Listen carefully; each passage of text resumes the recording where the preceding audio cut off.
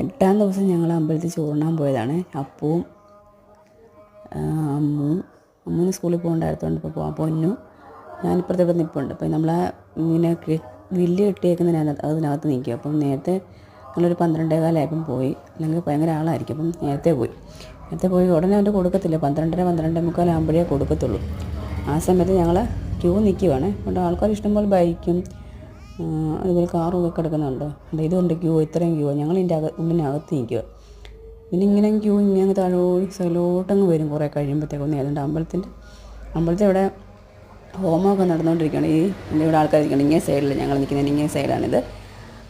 പിന്നെ ആ കാണിച്ചാണ് ഓഡിറ്റോറിയം, അവിടെ കഴിക്കുന്നത്. പിന്നെ നമ്മളിപ്പോൾ ചോറെല്ലാം വാങ്ങിച്ചു കഴിച്ച് കഴിഞ്ഞപ്പോൾ അവിടുത്തെ വീഡിയോ എടുക്കണം കേട്ടോ.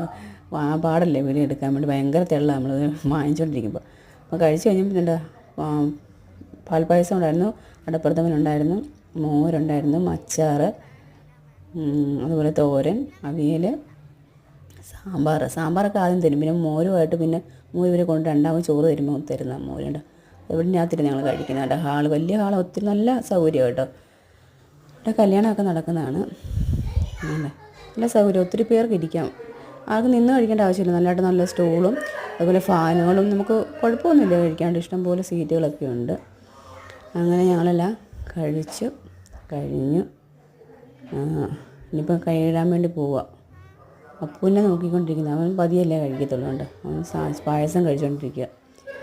അപ്പോൾ ഞങ്ങൾ ഇതിപ്പം കഴിച്ചിട്ട് ഞങ്ങൾ പിന്നെ അങ്ങ് പോവും.